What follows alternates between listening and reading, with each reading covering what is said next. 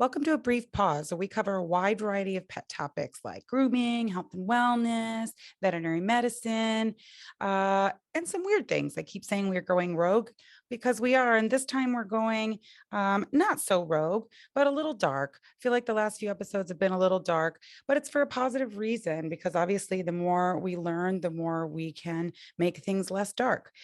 So this today is about the organization, Not One More Vet. And we're going to speak to Dr. Brian Bourquin, who's on the board, who's going to give us some information into that because there's a really high rate of veterinary suicide. And I know that that's shocking.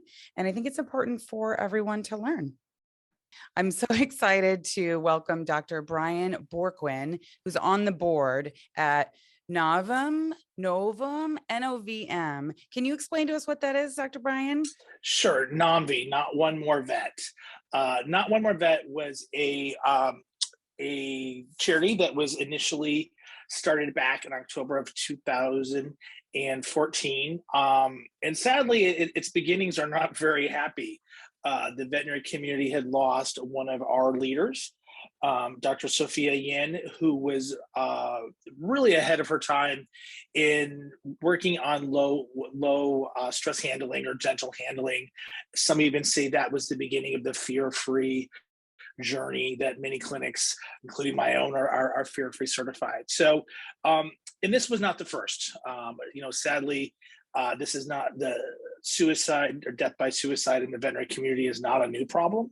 It's kind of was the dirty little secret that no one talked about, but losing such a revolutionary person who was really just out in the public, and the idea that someone that was doing such amazing things was struggling and didn't feel that there was a network to reach out to. And so during that time of loss, our founder, Dr. Nicole MacArthur, had reached out to some friends, and we're just kind of struggling with how to deal with this loss. And it started out as a face group, and where it was a place, and they invited people, and other people invited people, and it was a place where veterinarians could go for the first time and speak with other veterinarians in kind of a judgment-free zone. And you could talk about the good, the bad, the sad, because we see a lot of stuff that I think the general public don't necessarily realize. I mean, whenever I encounter someone, besides saying, "Oh, I want to be a veterinarian," the next thing they say is, "Oh, well, it must be so great to play with puppies every day." And that is great. So true. I mean, that's one of the reasons why we do it. But that's a small part of our job. And so Navi was created, and over the years is gained steam. It's now over 32,000 members on the Facebook platform, and it's now worldwide.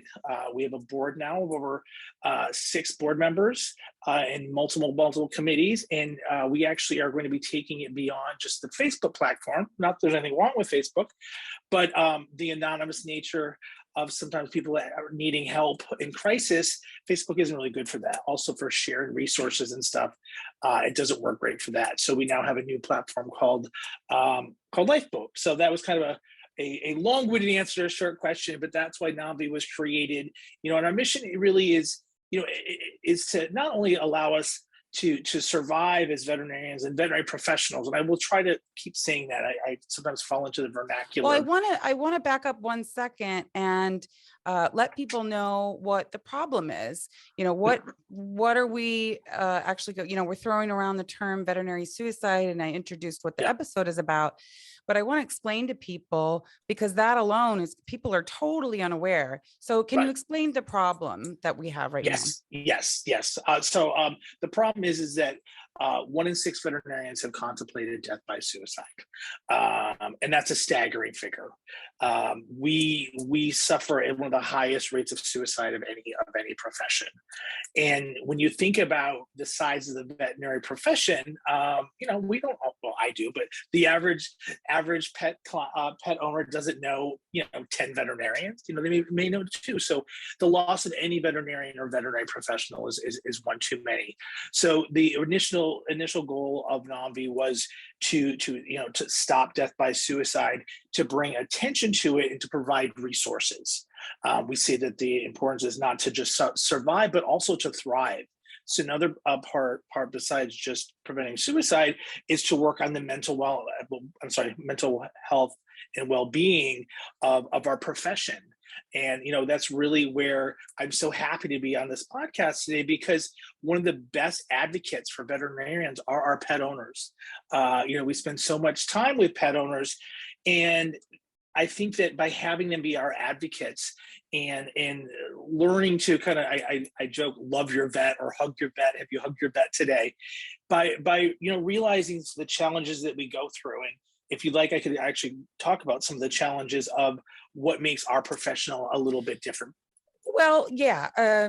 So that's the next thing I was going to ask, because, when I've told non-pet professionals that, because I think it's really important, like we discussed before, for the people using vet services to realize a little more about what's going on with their job, so that they can maybe think about that going in and just respect the person that's working for them even more. But yeah, as soon as I tell, say, a friend or whomever, Yep. that that there's this issue, of course they're initially in shock, because how could you possibly Yep. want to do that when you play with puppies all day? Which they say, verbatim in my career is why you play with puppies all day. Yeah. Yeah. Yeah. But yeah, what are like the top reasons that are consistent throughout the people suffering with this? Sure. I think I should say think. I know it falls in about 6 categories, which I'll try to kind of go through fairly quickly. One, veterinarians and actually veterinary professionals as a whole tend to be very empathetic, right? So we in general care a lot. And so anytime that there is the idea that you're not doing your best, so overachievers, if you will, it's often a joke when you look at a group of veterinarians, they're all the valedictorians of their class, so we're not. So we've already selected for a group of people who tend to be overachievers, empathetic, and often care too much. And so that sets up a scenario of almost feeling like you could never do enough. Add to that veterinarians do not come out making, and same with veterinary technicians, much lower salaries than compared to my MD friends who same amount of number of school years of school. Yet at the end of my career, I may be making what some of them are making by their second year. The school loans aren't any cheaper. When I say I take care of pets, my school loans are the same amount. So you're a group of overachievers who care a lot. You're not making a ton of money. And the hugest, I think, problem I see is that it's the one profession where you cannot do the best because you've got financial constraints. For the average person who goes to their doctor, they never see what it costs, right? Hopefully you give you a little insurance card and you pay your copay. The doctor tells you what test. It doesn't become an auction game of trying to decide what the best course of action is for what you can afford. And that's really tough. Those are the things that keep you up at night. When you know that you can cure a pet's disease and you can't do it because you've got financial constraints. And for overachievers and over caregivers, like that's really, really tough. And then when you add to that we're the one profession who ethically and legally can euthanize our patients, right? So when our patients are suffering beyond a point to which we can no longer provide relief, we can help them say goodbye, legally and ethically. Well, so that makes us a group of professionals that have a very different understanding of euthanasia. And so for a lot of people, the idea of in the health profession of euthanasia is a concept they just can't even fathom. Well, we do it weekly.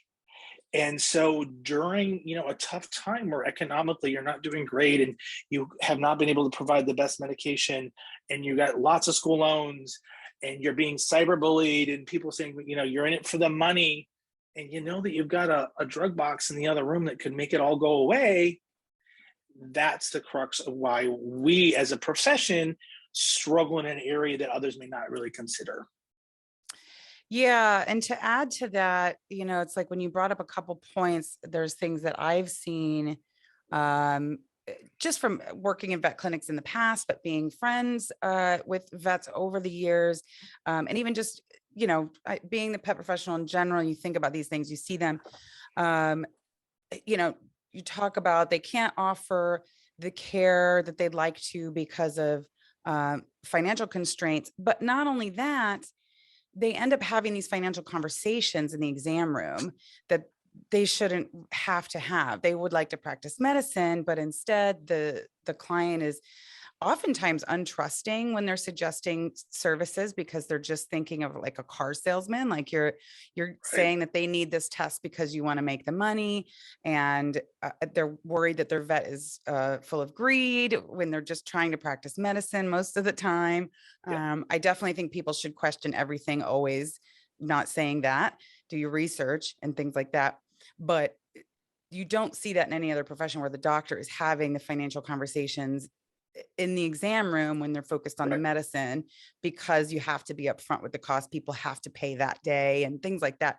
Um, that's stressful. I would think that that's incredibly stressful. Yes. And then you also mentioned cyberbullying, which I don't know that people are aware of that. And that's really rampant. And Oh, that's a lot. That's a lot for any human being. But again, it's not something that they're prepping people for in veterinary school, I assume. no, no. In fact, on the NOMV board, each of us takes up an area of special interest, and that's an area of special interest to me. I feel very fortunate. I have not been cyberbullied, but I can tell you, as a de novo practice, so I started a practice from brand new. Um, every single review felt like life or death.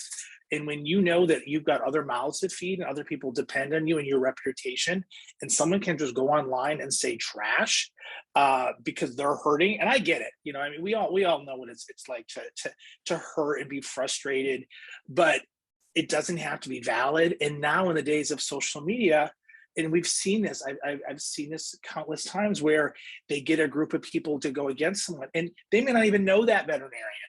And a veterinarian, you're not IT. You're not necessarily trained in how to do this. So this is an area of really special interest to me. It's actually a committee that I'm going to be forming to kind of provide veterinarians and veterinary professionals the tools on how to fight that. But it would be even more important if we didn't have to fight it. If the pet Yeah. owners, And this is why exactly I wanted to do this episode. I feel like the last 3 episodes have been on the dark side, but I want it to be for a positive reason. And I just, I'm so close with a number of veterinarians. They're dear to my heart. And this is a big problem and a big weight. And I just think as many people that have no clue, which is has to be almost everyone that's just a pet parent, has absolutely no clue about this. They need to know, right? They need to know, and maybe it will make things a little easier on both ends, that they can maybe look at their doctor with a little more a different insight and different respect, and maybe that will soften things. And I feel like the better your relationship with your doctor, the better everything is for your pet.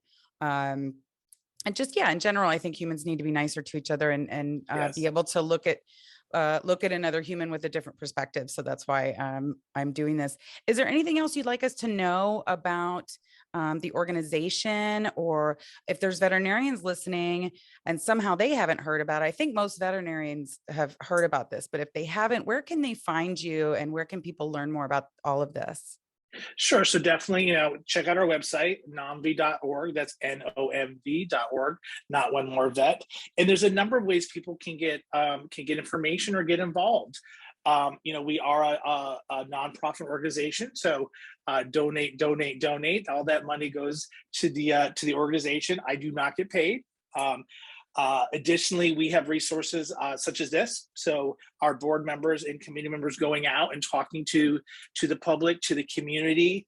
And then there are resources on there for those who may be struggling, for those who needed someone to talk to, and just get the word out. And have you hugged your vet today? Now, does this also go for other people in the veterinary industry? Like, could a vet tech contact you? Yes, yes. So while initially it was and that's why I corrected myself earlier. I sometimes say vet, vet, vet. It's veterinary professions. So there's actually a student forum, there's a technician forum, staff forum. They sometimes struggle even more than veterinarians do because they're making less money, and sometimes they'll be nice to my face, and then be rude. I'm sure you've dealt with this yourself. Be rude to the staff. So no, anyone struggling in the veterinary profession can use NOMV as a resource. Yeah, and let me, just to add to that and stand up for also those those vet assistants and those vet techs. After doing that as a teenager in the vet assistant side, that is a hard job, especially if they also have like boarding kennels and things like that. That is a very hard job with usually very low pay. And let's be real, if workers at the clinic are stressed, like the veterinarian, it all trickles down. And the lower it is, probably the more brunt of all the anxiety and stress that's going through everyone due to the industry. It's no one's fault. But again, with the better awareness, the better it could be for everybody. It's not just playing with puppies all day is a really hard job. Some of those dogs are 200 pounds. They like to bite sometimes. They're heavy. Sometimes they use the restroom, like whatever, right? It's like, it's Yeah. harder than people think. And yeah, with oftentimes, the money only goes so far because they are trying to keep costs low for the customer so they can afford care for their pets. So, is there anything else you want us to know before we head out? No, I think we've done a great job. I really appreciate the time that you gave me today and letting us bring some awareness to this problem that really we can shed some light on and help prevent in the future. Wonderful. Thank you so much for being here today. I'm going to leave all your information in the descriptions. If you don't know, we're on YouTube as well, and I'll leave some links and all of that. And great. Thank you so much for being here today. Thank you. Thank you for listening. Be sure to follow us on YouTube, Instagram, and TikTok if you're not already, and join the community. Let us know what you think. And we'd love your feedback and your likes and your subscriptions, but most of all, your ideas. What else do you want to hear and see and learn about pets? Till next time.